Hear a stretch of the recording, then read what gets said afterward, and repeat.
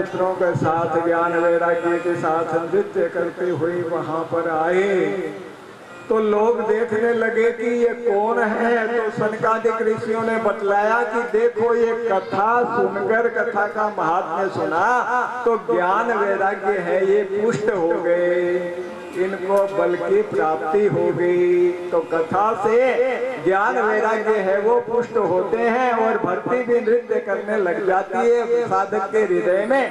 इस प्रकार से भक्ति राग ने पूछा कि मैं कहाँ पर निवास करूं। तो सनकादिक ऋषि कहने लगे कि हे देवी, आप अपने पुत्रों के साथ भक्तों के मन में निवास कीजिए।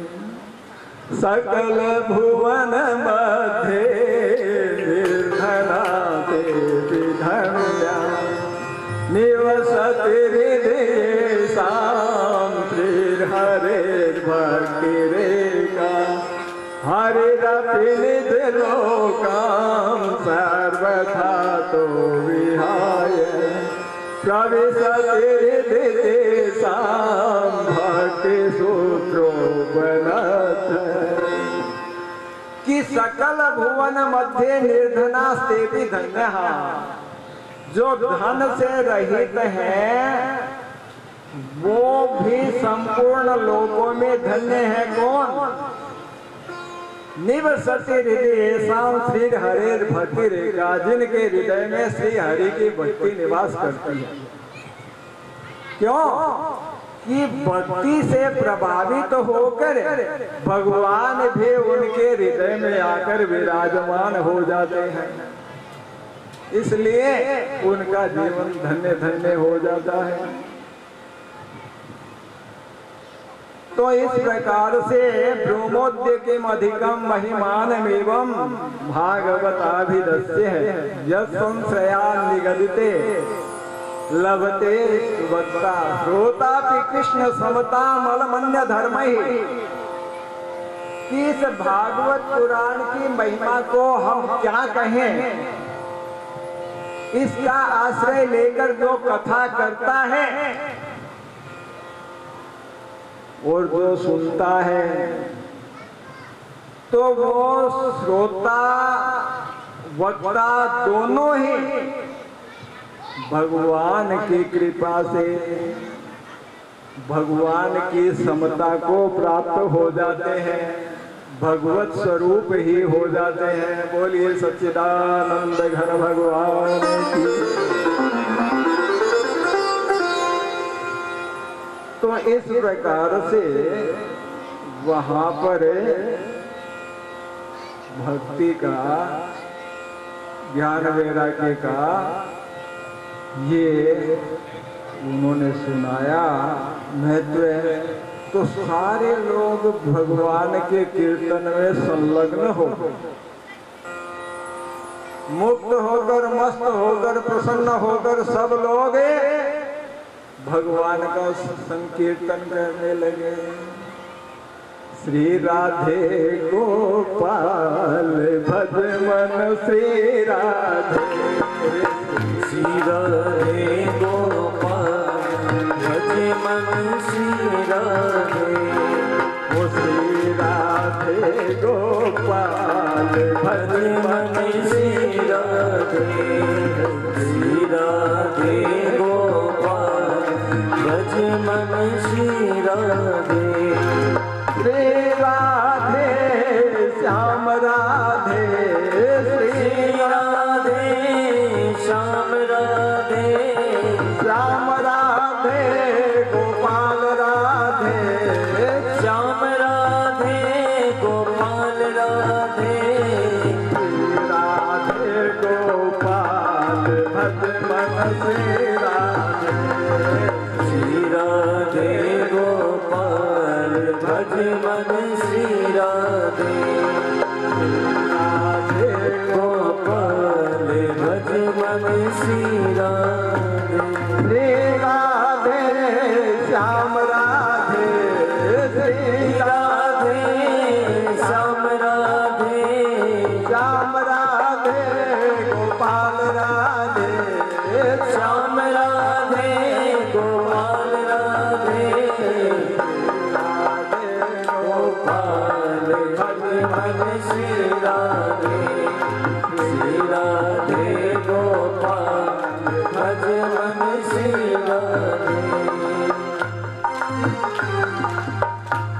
बोले सच्चिदानंद घन भगवान की जय। जब इस तरह से कीर्तन होने लगा तो सबके मन में बड़ा उल्लास हुआ, बड़ी प्रसन्नता हुई, सबके हृदय कमल की तरह से खिल गए। और जब ऐसा आनंद का उद्रेक हुआ तो उनके हृदय में भगवान का प्रागट्य हो गया और सभी मस्त हो गए। तो बड़ी दिव्यता वहां पर छा गई। अब बोलिए श्री कृष्णचंद्र भगवान की जय हो।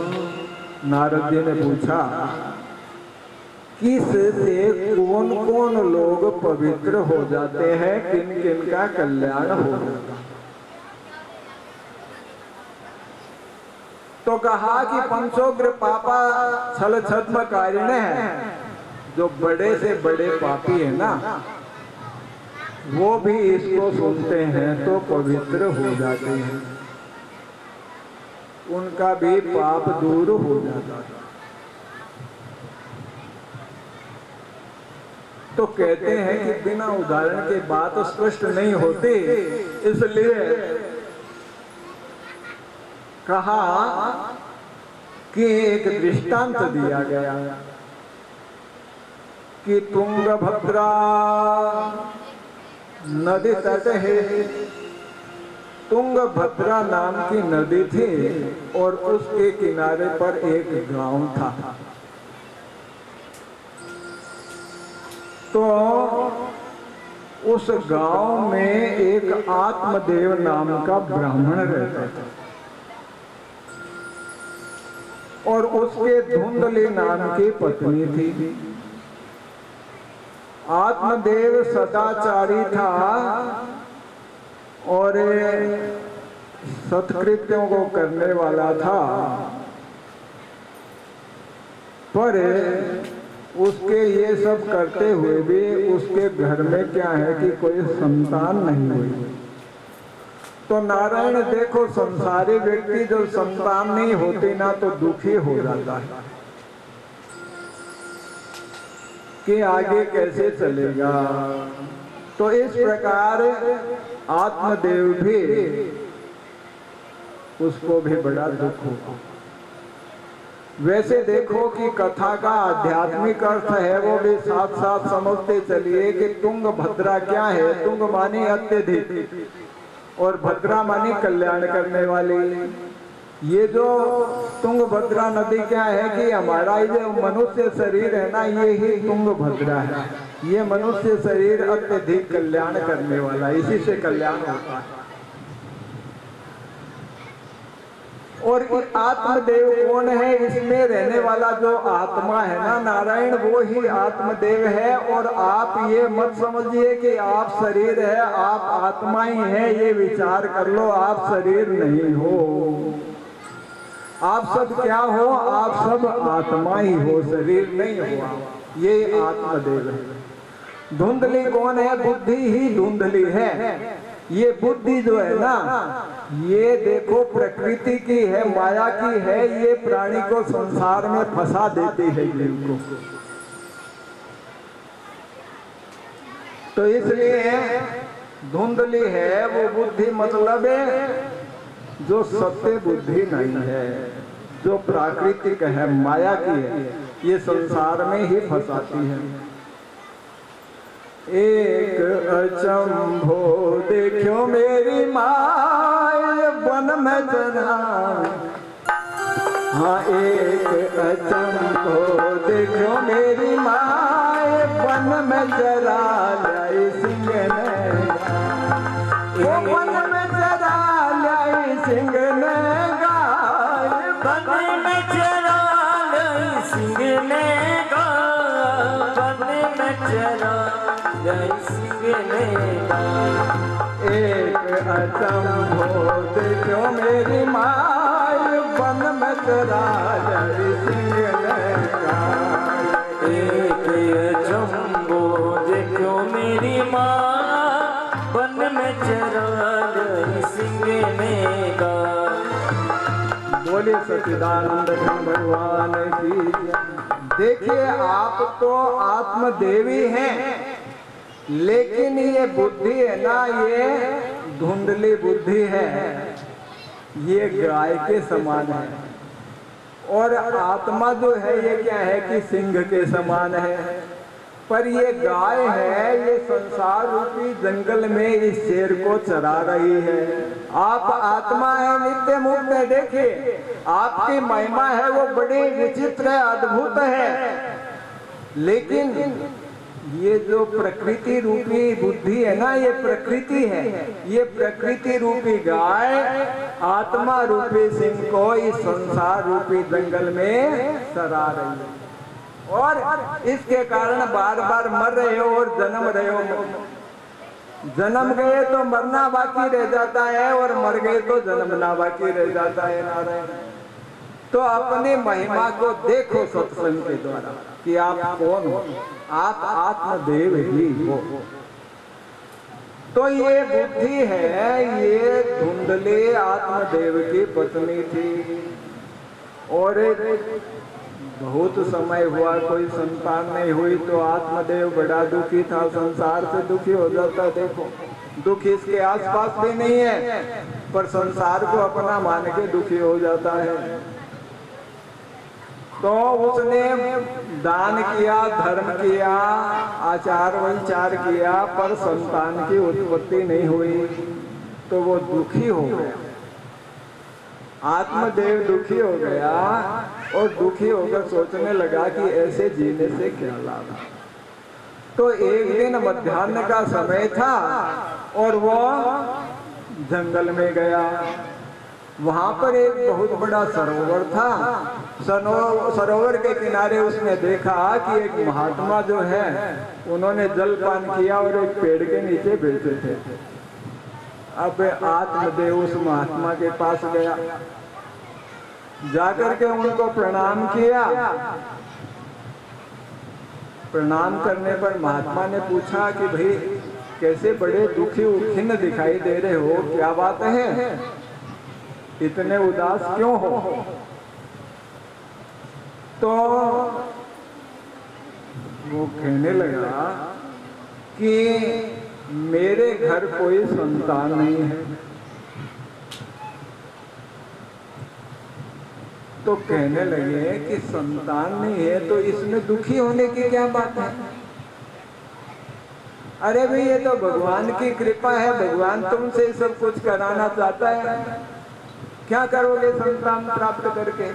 भगवान का भजन करो, भगवान को प्राप्त करो। क्योंकि महात्माओं के पास तो यही बातें होती है,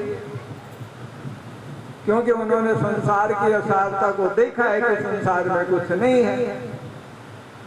तो इसलिए जब समझाया तो आत्मदेव के बात समझ में नहीं आई। वो कहने लगा भाई आप जो हैं वो तो महात्मा हो, तो आप गृहस्थ के सुख को क्या जानो। पुत्र का सुख होता है, पुत्र का सुख होता है, तो ये सब आप क्या जानो।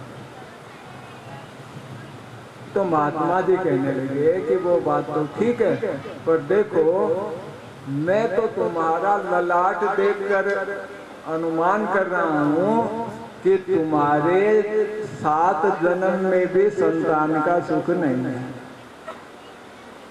इसलिए सन्यासी सर्वथा सुख है, सन्यास में ही सुख है, इसको छोड़ दो। आत्मदेव कहने लगा कि आप जब मेरा ललाट देखकर ऐसा कह रहे हो तो आप तो पहुंचे हुए संत हो, इसलिए मुझे पुत्र दो, नोचेत यदि आप नहीं दोगे तो मैं आपके सामने सरोवर में डूब के मर जाऊंगा। अब सन्यासी ने सोचा कि ये आफत हुई। तो महात्मा जी ने अपनी झोली में से एक फल निकाला और फल निकालकर उसे आत्मदेव को दिया कि ये लो ये फल, इसे अपनी पत्नी को खिला देना और उसे कहना कि वो सदाचार से रहे, सदाचार का पालन करे, तो इस फल के प्रभाव से तुम्हारे ज्ञानी पुत्र की प्राप्ति होगी। अब तो आत्मदेव प्रसन्न हो गया और महात्मा जी को प्रणाम करके वो फल लेकर आ गया। लाकर उसने अपनी पत्नी धुंधली को वो फल दिया और बताया और सब विधि विधान बता के आत्मदेव है किसी काम से बाहर चला गया। धुंधली ने विचार किया यदि मैं ये फल खाऊंगी तो गर्भ रहेगा, गर्भ रहने से पेट में वृद्धि हो जाएगी, उदर वृद्धि होगी और कदाचित गांव में आग लग गई तो मैं तो भाग में नहीं पाऊंगी और मान लो संतान भी हुई तो ननद दादी आएंगे और वो आकर घर का माल मत्ता तो वो ले जाएगी, मैं तो कुछ देख भी नहीं पाऊंगी। इसलिए वंध्यावा विधवा नारी सुखनी इति में मति ही कि मेरी दृष्टि से तो फल खाने में कोई लाभ नहीं। तो उसने फल नहीं खाया नारायण। अब आत्मदेव ने तो सोचा कि फल इसने खा लिया। एक दिन उसकी बहन है वो उसके घर आई तो उसने अपनी बहन के सामने सारी बातें रखी। तो बहन ने उसको समझाया कि देख ऐसा कर कि मेरे उदर में बच्चा है तो जब बच्चा होगा तो मैं चुपके से तेरे को लाके दे दूंगी। तेरे पास धन बहुत है पर हमारे पास तो है नहीं, इसलिए तू मेरे पति को धन दे देना और फिर तुम ये कहना कि मेरे स्तन में दूध नहीं है इसलिए मैं आकर तेरे बालक का पालन पोषण भी कर दूंगी। तो अब धुंधली तो यही चाहती थी, इसलिए उसने सारी बात उसकी मान ली और उसने कहा कि देखिए फल है ना, ये तू यूं करके गाय को खिला दे, इसको भी ऐसे मत रखे, इसको गाय को खिला दे। तो फल गाय को खिला दिया और धुंधली जो है वो ऐसा नाटक करके रहने लगी कि जैसे वो प्रसूता है और इस प्रकार से समय आने पर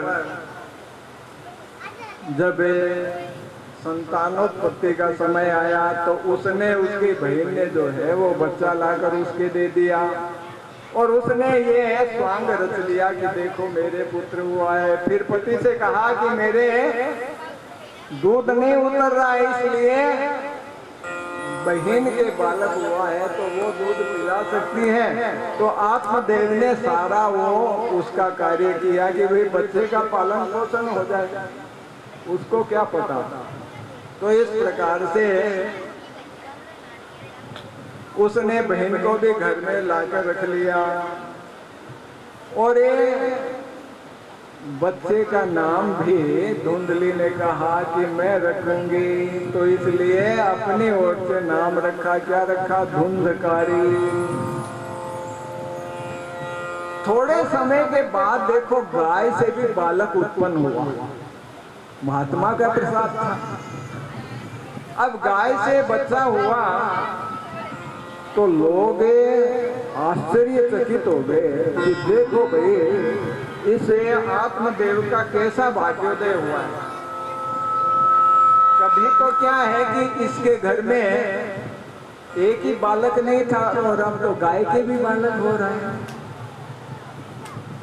पर विधि के विधान से इस रहस्य को कोई जान नहीं पाया। गाय से उत्पन्न हुआ बालक बालक जैसा ही था, केवल उसके गाय के समान कान थे, कान गाय जैसे थे, इसलिए उसका नाम पड़ा गोकर्ण। गाय के जैसे कर्ण हो जिसके उसे गोकर्ण कहते हैं। अब गोकर्ण है वो महान ज्ञानी और धुंधकारी महान खलह। गोकर्ण तो बड़ा विद्वान था, शास्त्रों का पारंगत था, सदाचारी था और धुंधकारी था। वो तो क्या है कि उल्टे सीधे काम करता, किसी के बच्चे को मार दिया, किसी को कुएं में धक्का दे दिया। तो आत्मदेव दुखी हो गए, कहने लगे कि इससे तो संतानहीन रहना ही अच्छा था। कुपुत्रो दुखदायक है। कुपुत्र होता है वो तो दुख देने वाला होता है। रही में जागत दीप की और कुल कपूत गति सोए, मारे उजियारो करे तो बने अंधेरो होए। रहीम जी कहते हैं कि जो दीपक की गति होती है वही कुल के कुपुत्र की गति होती है। जब जलाते हो ना तब तो दीपक को प्रकाश होता है, पुत्र पैदा होता है तो खुशियां मनाई जाती है। हाँ, ये पुत्र हुआ है। परे बारे उजियारो करे बढ़े अंधेरो होए। दीपक जब बढ़ जाता है, हम ऐसे बोलते हैं ना, दीपक बड़ा हो गया, बुझ गया नहीं बोलते। तो ऐसे ही दीपक बुझने पर, जैसे बड़ा होने पर अंधेरा हो जाता है, ऐसे ही कुपुत्र के बड़े होने पर अंधेरा हो जाता है। तो इस प्रकार वो कहा गया कि सब हस्ते न भोजनम, मतलब हाथ सबके हैं उसी से भोजन कर लेता था। अनाचारी था, दुष्ट प्रकृति का था, स्वसंगेन संगतम, कुत्तों के साथ रहता था। और दुराचारी था, व्यभिचारी था। और उसने माता पिता को डराया धमकाया और उसका धन भी ले लिया। और इस तरह से वो धन है वो दुर्व्यसनों में लगा देता था। अब पिता को बड़ा दुख हुआ कि देखो मैंने ये पुत्र प्राप्त करके क्या किया। पर आत्मदेव ने, क्योंकि गाय के जो गोकर्ण हुआ था ना उसका पालन पोषण भी किया था, तो वो बड़े चिंतित हुए। तो गोकर्ण आए। गोकर्ण ने समझाया कि असारे खलु संसार है, ये संसार असार है, इसमें पिताजी कोई सुख नहीं है। स्नेहवान जलते निसम, जो इस संसार में स्नेह रखता है ना, जिसका भगवान में प्रेम नहीं पर संसार में, पुत्र में, पत्नी में, घर में, माया में ही स्नेह है, वो सदा जलता ही रहता है। स्नेह है तेल को भी कहते हैं। जैसे दीपक में जब तक तेल रहता है तो दीपक जलता ही रहता है। तो जब तक संसार में व्यक्ति का स्नेह रहता है तो वो जलता ही रहता है कि आज इसके ये हो गया, आज वो, ये लीला तो चलती ही रहती है।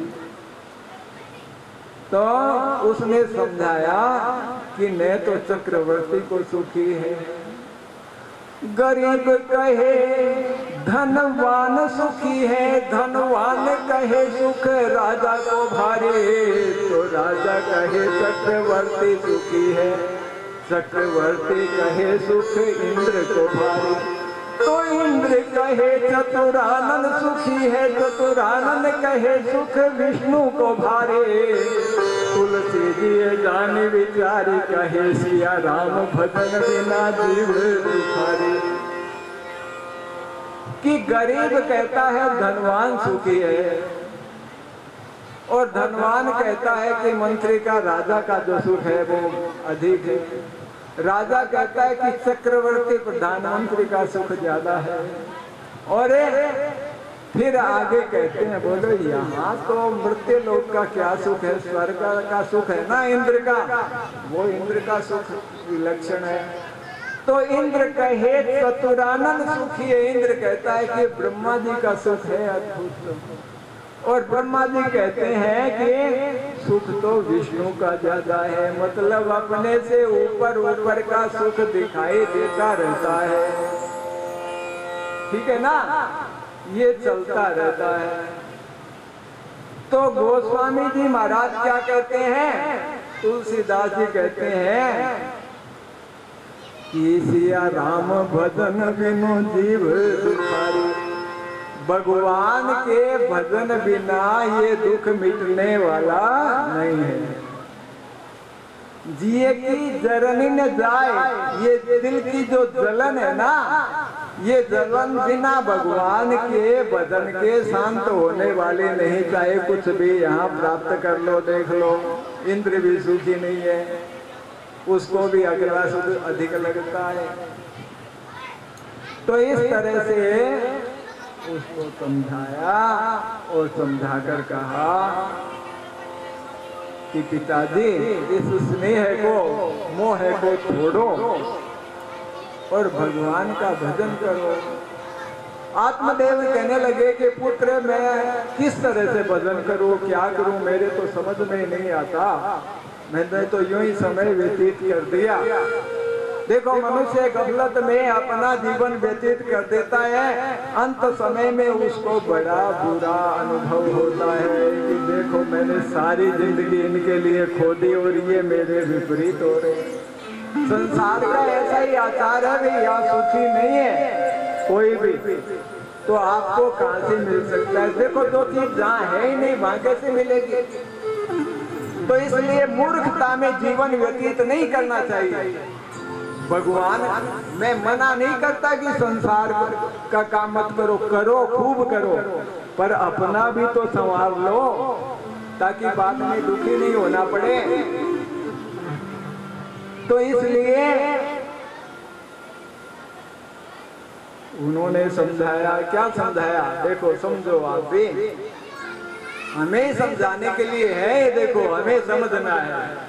क्या कहा गोकर्ण ने कि देहे स्थिर मांस मतिम त्यजत्वं जाया सुता दिसुसता ममता विमुञ्चे पश्यानि संजगदिदं क्षणभङ्गनिष्ठं वैराग्य राग रसिको भवभक्तिनिष्ठः धर्मं भजस्व सततं त्यज लोक धर्मान् सेवस्व साधु पुरुषान् जहि काम तृष्णाम् अन्यस्य दोष गुण चिन्तनमासु मुक्त्वा सेवा कथा रसमहो नितरां पिबत्वम्। कि देहेस्ति मांस रुधिरे भीमतिम तेजत्वम, ये जो शरीर है ना, ये शरीर क्या है? ये तो हड्डी मांस मज्जा का ढेर है, थैला है, इसमें मलमूत्र भरे हुए हैं। तो इसमें आप इसको मैं कहते हो, इस शरीर को मैं कहते हो, तो इनसे बड़ी बेवकूफी क्या होगी? संस्कृत में देह उपचय धातु से देह बनता है, मतलब कई वस्तुओं का जो संग्रह है, और जो कई वस्तुओं का संग्रह है वो किसी के लिए होता है। जैसे मोटर में कई पुर्जे हैं, वो मोटर चलाने वाले के लिए होती है। इसी तरह ये देह है, ये मैं नहीं है।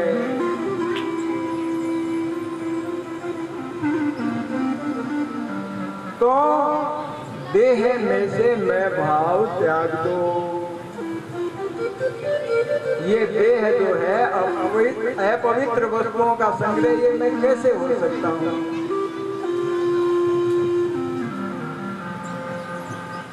ये तो भानुमति के कुंडे की तरह से है।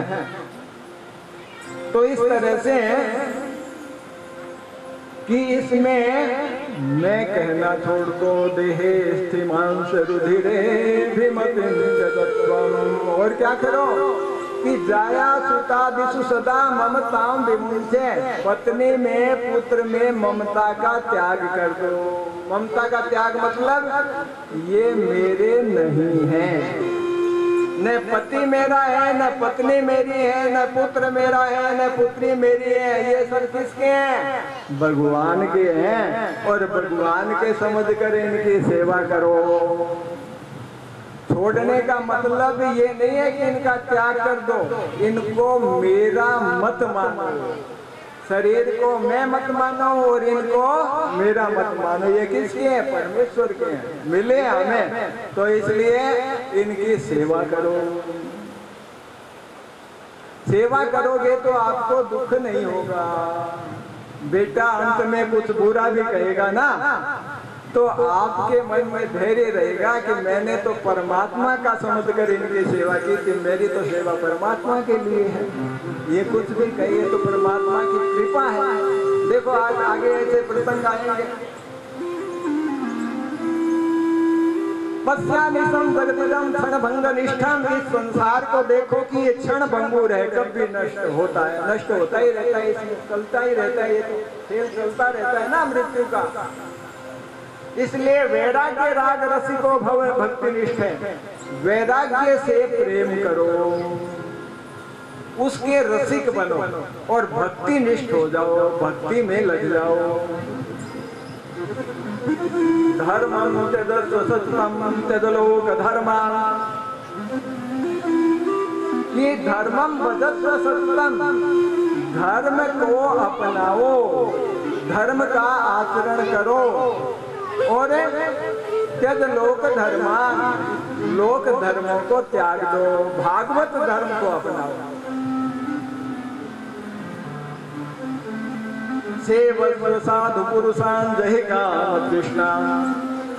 जो सत्संगी है, सत्पुरुष है, परमात्मा का जिनको ज्ञान है, उनका संग करो। जही काम तृष्णा, कामनाओं को, तृष्णा को त्याग दो। अन्यस्य दोष गुण चिंतन मासु, दूसरों के गुण और दोषों पर विचार मत करो, किसी को बुरा भला मत कहो, सब भगवान के रूप है। और सेवा कथा रस बहो नितराम पिबत्वम।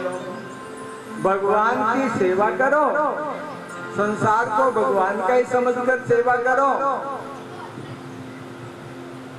और ये जो भक्ति का रस है, इसका पान करो। तो इस प्रकार गोकर्ण ने पिताजी को समझाया। पिताजी के बात समझ में आ गई, क्योंकि बेटे के द्वारा तिरस्कार और दुख देखा था ना, तो तत्काल बात समझ में आ गई। और गोकर्ण जी ने बतलाया कि भागवत ले जाओ और बद्रीनाथ धाम चले जाओ, भगवान के धाम में, और वहां जाकर भगवान का भजन करो। तो इस प्रकार आत्मदेव वहां चले गए और जाकर वहां दशमस से पाठा, तो दशमस स्कंद के पाठ से, जिसमें भगवान श्री कृष्ण का चरित्र है, वो करते करते उन्होंने भागवती गति को प्राप्त किया। बोलिए सच्चिदानंद घन भगवान। जब इस तरह से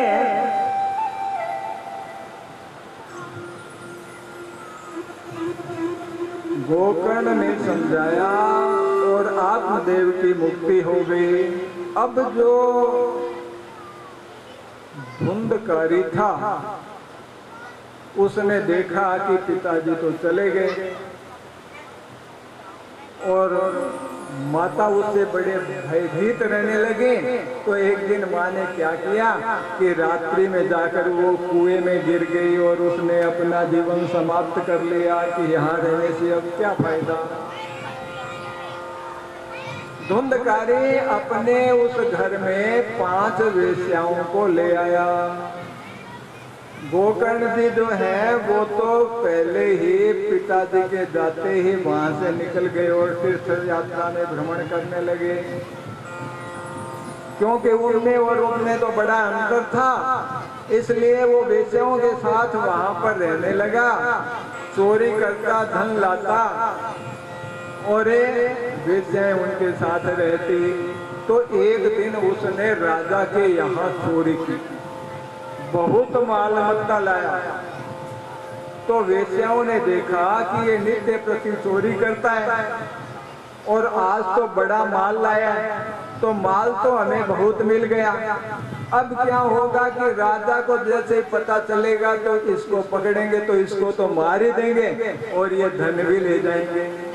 तो इसलिए क्या करें कि हम इसको क्यों न मार दें।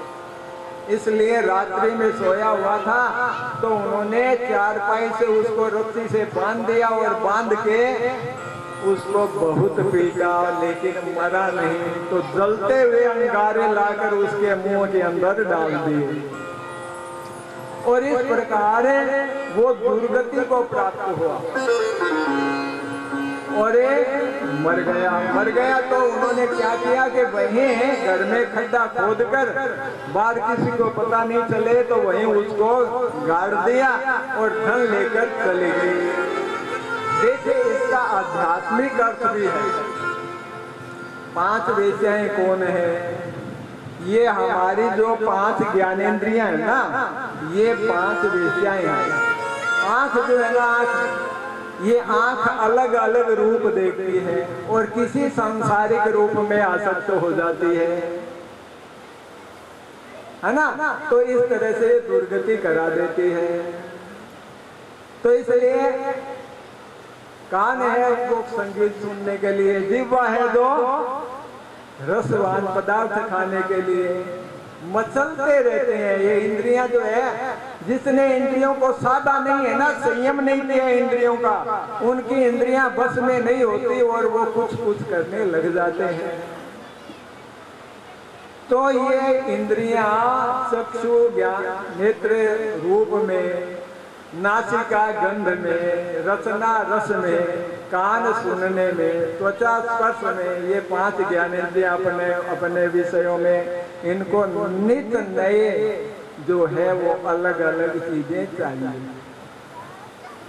तो ये 5 वेश्याएं हैं, ये जीव को संसार में भटकाती रहती है और फिर वो इस संसार में डूब मरता है, भगवान को प्राप्त नहीं हो पाता। इसलिए इन इंद्रियों का निग्रह करना चाहिए। आंखें हैं तो उस आंख में भगवान को बसाओ ना। यदि आपके नेत्रों में भगवान की छवि बसी होगी तो फिर और छवि है वो कैसे आ सकती है? प्रियतम छवि में न बसे तो और कहाँ समाए, हरि सराय रहीम रखे पथिक आप फिर जाए। कि यदि प्रियतम प्राणनाथ प्राण प्यारे की छवि नेत्र में बसी है तो आप जहां देखोगे वहां वही दिखेगा, अपना प्रियतम ही दिखेगा कि सब में वही तो है। तो उस परमात्मा की छवि को अपने नेत्रों में बसाओ। तो प्रियतम छवि में न बसे और छवि कहाँ समाए, भरी सराय रहीम लखी पथिक आप फिर जाए। तो भगवान से प्रेम होगा तो भगवान की छवि में ही मुग्ध रहोगे और छवि के लिए जगह ही कहाँ है। जैसे कबीर कहते हैं कि काजल की रेख लेने देने के लिए भी जगह नहीं,